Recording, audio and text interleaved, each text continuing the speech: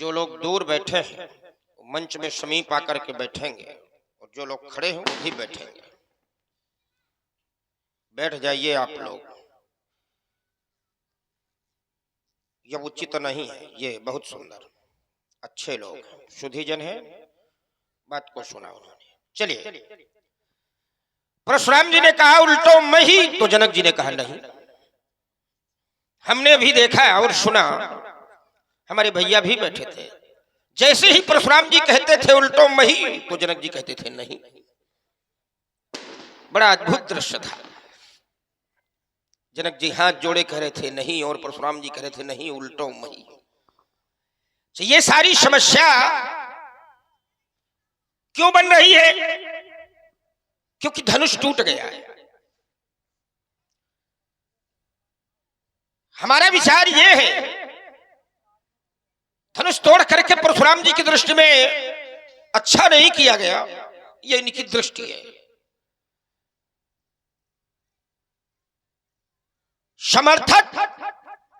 समर्थन, विरोधी और विरोध, इन बातों पर विचार किया जाता है। कार्य अच्छा हुआ है या बुरा हुआ है, इसका निर्णय कैसे निकलेगा? अगर अच्छे लोग समर्थन कर रहे हैं तो यह निश्चित हो जाएगा कि कार्य अच्छा हुआ है, और अगर समर्थक अच्छे लोग नहीं है तो फिर वहां समस्या बनेगी। धनुष टूट गया और परशुराम जी की दृष्टि में यह अच्छा नहीं हुआ। अब इसका निर्णय किया जाए कि धनुष तोड़ करके अच्छा किया गया है या फिर बुरा किया गया है। बड़े सीधे सीधे शब्दों में हम अपनी बात को रख रहे हैं।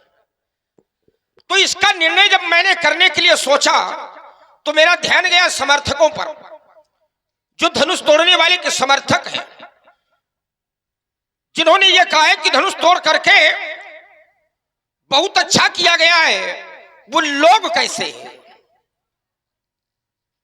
आचार्य ने बताया पूरे अरुव्योम में बाजने बाजे। जिस समय धनुष खंडन हुआ तो पूर्व अरुव्योम बाजने बाजे और खल भय मलिन साधु सब राजे। एक निर्णय निकल करके आया, जब धनुष टूटा तो जो खल स्वभाव वाले थे वो दुखी हो गए, मलिन हो गए, और जो साधु थे वो प्रसन्न हो गए। साधु सब राजे। अब जिस कार्य के समर्थन में साधु है, जिसका समर्थन साधु करे, फिर उस कार्य को क्या कहा जाएगा? क्या बुरा कहा जाएगा?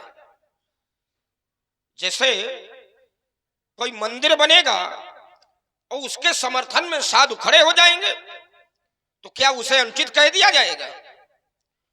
तो धनुष टूटा और धनुष तोड़ने वाले के समर्थन में साधु खड़े हैं। साधु सब राजे, ये शब्द प्रमाणित कर रहे हैं कि साधु धनुष तोड़ने वाले के पक्ष में हैं। तो जिसके पक्ष में साधु हैं, जिसके समर्थन में साधु हैं, जिस कार्य को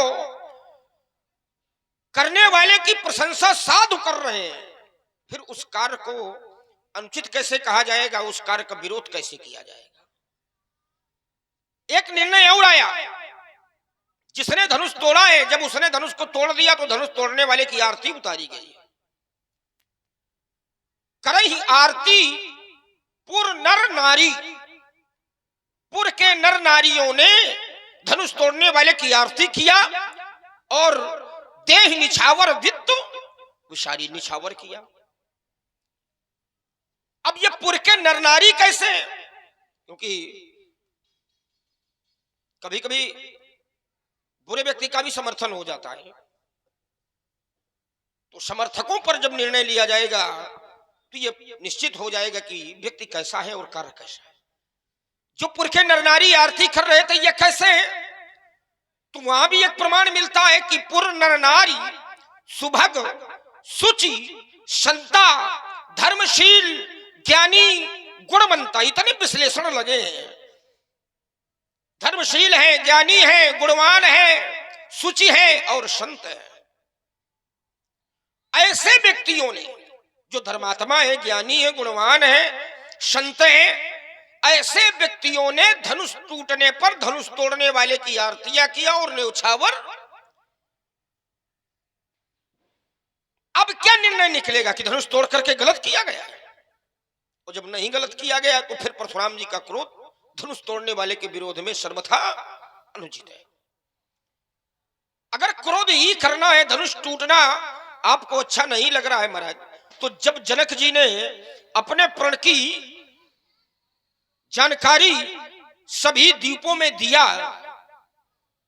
कि धनुष टूटेगा और जो धनुष को तोड़ेगा हम अपनी बिटिया का विवाह उसी के साथ कर देंगे, यह जानकारी जनक जी ने हर जगह भेजवाई। और इस जानकारी को प्राप्त करके ही सभी राजा यहां पधारे, क्योंकि जनक जी ने अपने श्री मुख से ये वचन कहे थे, द्वीप द्वीप के भूपति नाना और आए सुनी हम जो प्रण ठाना। द्वीप द्वीप के ये जो 7 द्वीप हैं, तो द्वीप द्वीप के जो राजागण पधारे हैं, ये क्या सुन करके पधारे हैं? आए सुनी हम जो प्रण ठाना, हमारे प्रण को सुन करके आए हैं और महाराज भी इन्हीं 7 द्वीपों के अंतर्गत है। तो जब ये सूचना पहले से प्रसारित हो गई कि धनुष टूटेगा, जो तोड़ेगा उसी को सीता दी जाएगी, तो अगर धनुष के प्रति इतना प्रेम है तो उस समय आकर के और इसका खंडन रुकवा देते। लेकिन तब जब आवश्यकता थी तब नहीं आए हो, और अब टूट गया है, अब आवश्यकता है नहीं क्रोध की। क्रोध की अब आवश्यकता नहीं, क्योंकि अब तो टूटे गया ना। अब टूट गया तो क्या करी हो तुम, क्या कर में हम, धनुष तो टूटेगा।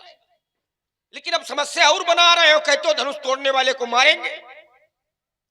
अब अगर धनुष तोड़ने वाले को मारोगे तो ये तो निश्चित है कि जिसने धनुष को तोड़ा है, सीता ने उसको जयमाल पहनाया है, वही सीता का पति है, और सीता को आपने आशीर्वाद दिया है कि अखंड सौभाग्यवती भव। अब अगर तुम सीता का पति को मारोगे तो तुम्हारे उन वचनों का क्या होगा? अखंड सौभाग्यवती भव। तो अब समस्या है, इसलिए अब क्रोध न करो और अपनी व्यवस्था करो धीरे से, क्योंकि यात्रा बहुत लंबी है ना। महाराज जी पुनः प्रणाम, पुनः आशीर्वाद। और कुशल मंगल है? बिल्कुल नहीं। धनुष के प्रति विशेष क्रोध को देखते हुए हमें यह लगता है कि जैसे आपका विशेष लगाव है। लगाव शब्द को मैं ममता शब्द से बांधकर प्रस्तुत करता हूं, ये धनु पर ममता की है। सप्तद्वीपा वसुंधरा के अनेकानेक भूभागों से आए हुए महिपालों के समक्ष कटु शब्दों का प्रयोग करने वाले राजकुमार वशिष्ठ जी की वामदेव की विशिष्ट पाठशाला में तुमको ये संस्कार संपादित करवाए गए हैं। सुन मुनि बचन लखन मुस्कानी, बोले परशुधर ही अपमानी। मुनियों के वचन सदैव सत्य होते हैं, यह सब जग बालिका कही राखा। देवी ने मुधा होए मुनि भाखा, कि मुनि की वाणी कभी मिथ्या नहीं हो सकती है।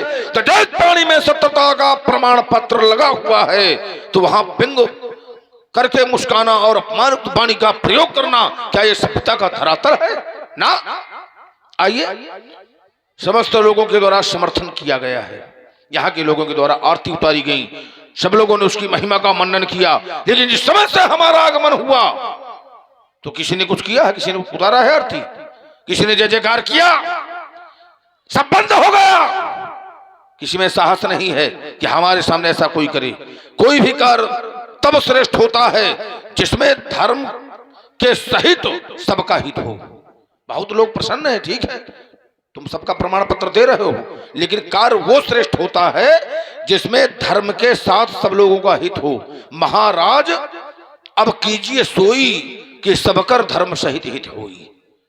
हमारा हित नहीं हुआ, हम इसका पूर्व देख रहे हैं कि इस धनुष के द्वारा उपकार हुआ है, इसने समाज के प्रति उपकार किया है, सज्जनों की रक्षा किया है, दुर्जनों का विनाश किया है। मत पितामह के हेतु न्यास भूत मितम धनु ईश्वरेण पुरा क्षिप्ता पुरताहा धनांतकम।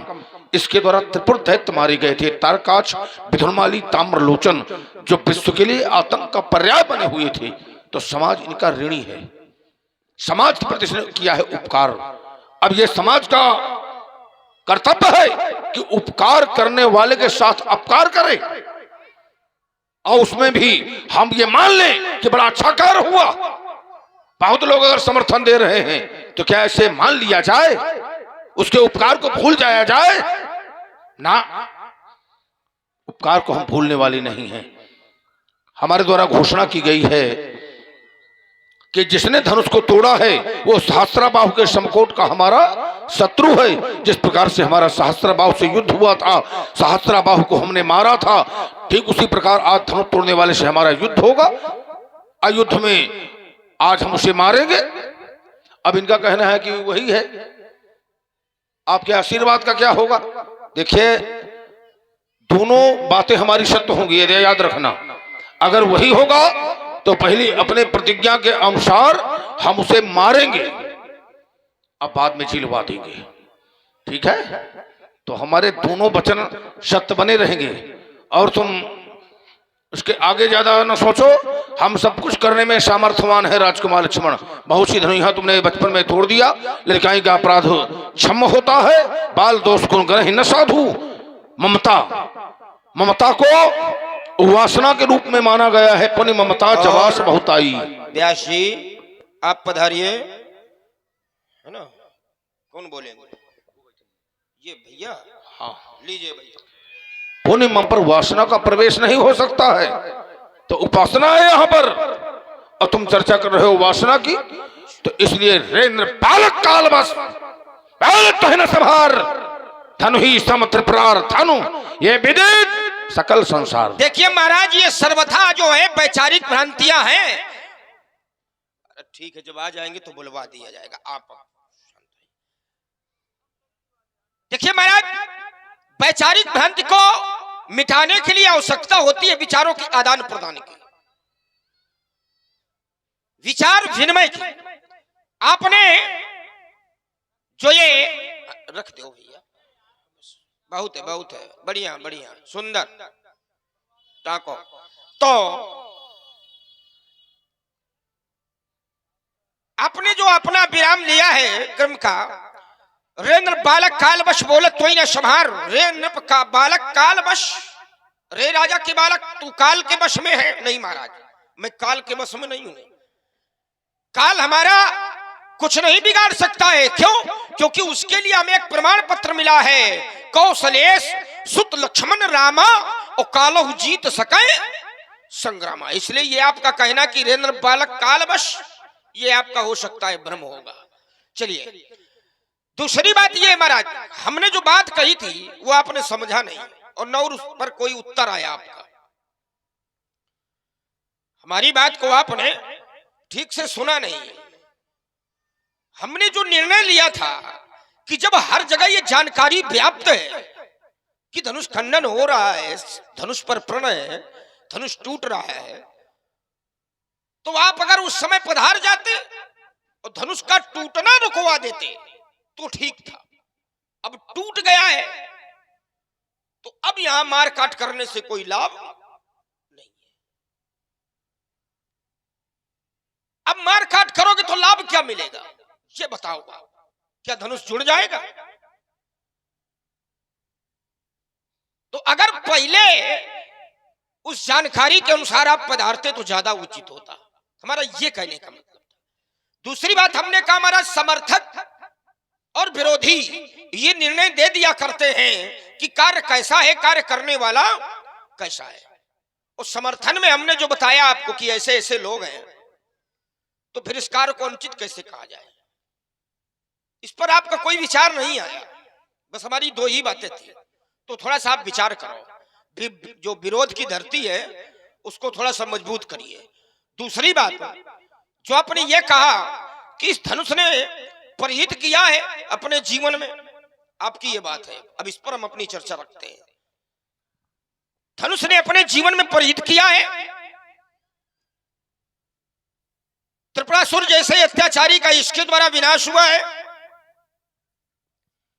देखिए महाराज, त्रिपुरासुर को मारने पर, मारने के लिए या मारने वाले कौन है? भगवान शंकर। एक नाम उनको मिला जब उन्होंने त्रिपुर, तीनों पुरों का विनाश कर दिया, तो एक उनको नाम मिला त्रिपुरारी। त्रिपुर के आरी कौन? भगवान शंकर। ये त्रिपुरारी जो नाम मिला ये भगवान शंकर को मिला है, धनुष को नहीं मिला है। तो त्रिपुर विनाशक कौन है? भगवान शंकर। ये धनुष तो एक माध्यम है, तो विशेषता इस धनुष की नहीं है, विशेषता भगवान शंकर की है। अगर ये धनुष होता और भगवान शंकर न होते या उन्होंने न मारा होता तो त्रिपुर भी शेष होता।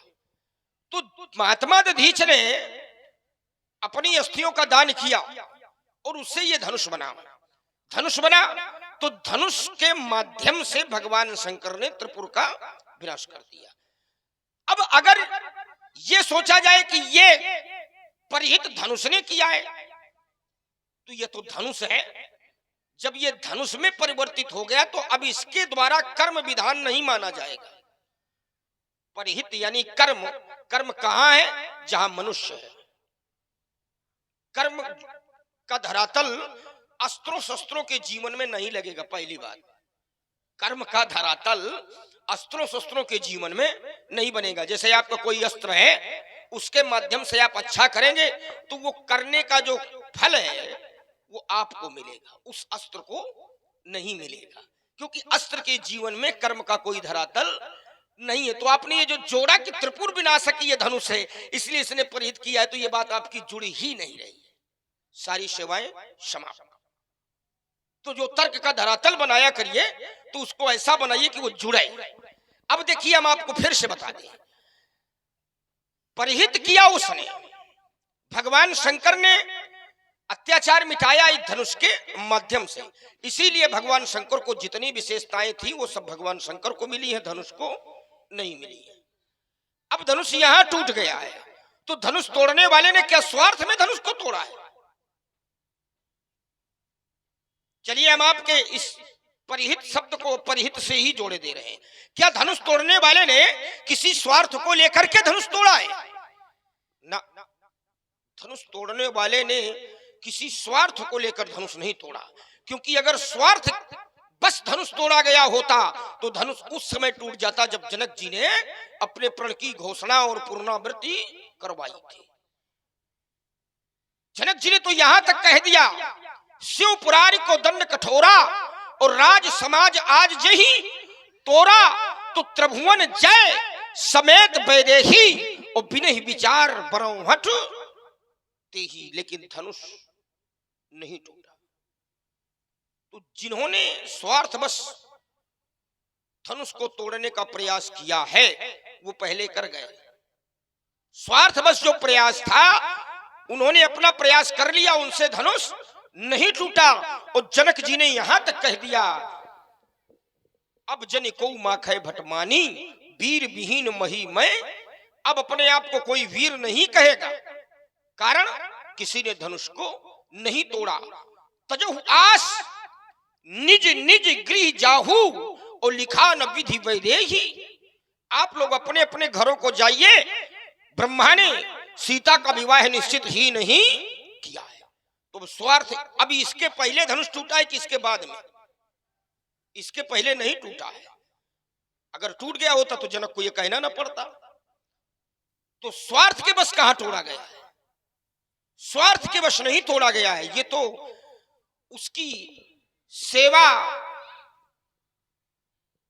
उस शिष्य के सुकर्म की दृढ़ता है कि उसने अपने गुरु जी के आदेश बस धनुष को तोड़ा है, गुरु आज्ञा में धनुष को तोड़ा है, गुरु सेवा में धनुष को तोड़ा है। जिस प्रकार से आप शंकर जी के शिष्य होकर के और शंकर जी के धनुष के टूटने आने पर अपने गुरु जी की सेवा में रत हैं, उसी प्रकार धनुष तोड़ने वाले ने भी अपने गुरु जी के आदेश में अपने आप को समर्पित कर दिया। जब गुरु जी ने कहा कि धनुष का खंडन हो जाए तो धनुष तोड़ने वाला खड़ा हुआ और उसने धनुष को तोड़ दिया। स्वार्थ बस धनुष को नहीं तोड़ा है। क्यों? क्योंकि एक प्रमाण मिल रहा है, ठाण भय उठ सहज स्वभाव। सहज स्वभाव है, किसी भी प्रकार की स्वार्थ भावना अगर होती तो स्वभाव सहज नहीं होता। एक प्रमाण और है महाराज, सुनि गुरु वचन चरण सिर नावा और हर्ष विषाद न कछु उर आवा। तो आप ईमानदारी से निर्णय कर लियो, इस कार्य को करने के प्रति ना हर्ष है और ना विषाद है। तो जब हर्ष नहीं है, विषाद नहीं है, तो फिर वहां स्वार्थ कैसे आ जाएगा? अगर स्वार्थ आ जाएगा तो उसमें हर्ष होगा, अगर स्वार्थ होगा तो हर्ष होगा, प्राप्ति की इच्छा होगी, प्रसन्नता होगी, वो मुद्रा बदल जाएगी। लेकिन मुद्रा क्या है? हर्ष विषाद न कछु हुआ। जब हृदय में हर्ष विषाद ही नहीं इस कार्य को करने के प्रति, तो फिर स्वार्थ कैसे जोड़ दिया जाएगा? मैं अपनी बात को यही रोकता हूं। आवश्यक नहीं कि अगर हर्ष विषाद नहीं है तो स्वार्थ ना हो। अगर हम पूर्व के संदर्भ पर दृष्टि डालें तो स्वार्थ तो कहीं ना कहीं है ही है। कुछ बातें यद्यपि ऐसी होती हैं कि जो न कहना चाहिए, लेकिन अगर नहीं मान रहे हो तो हमें प्रमाण देना पड़ेगा।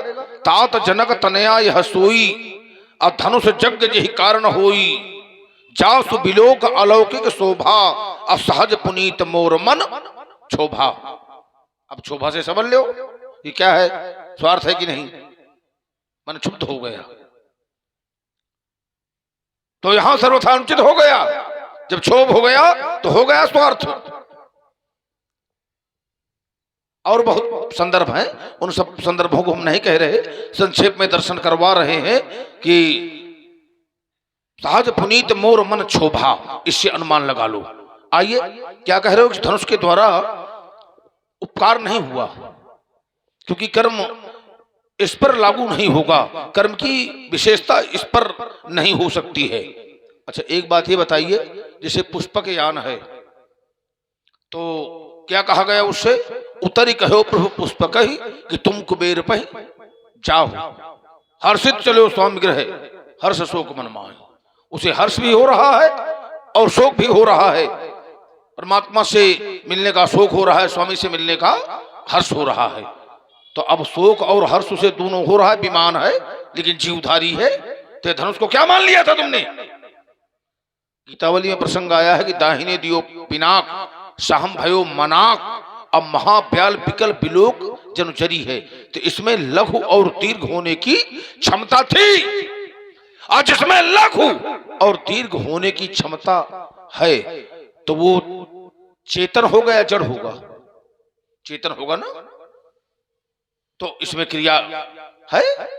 अब बिना कर्ण के अगर कोई कार्य सफल नहीं हो पा रहा, कर्ण का अवलंब लिया तो उसकी महानता मानी जाएगी।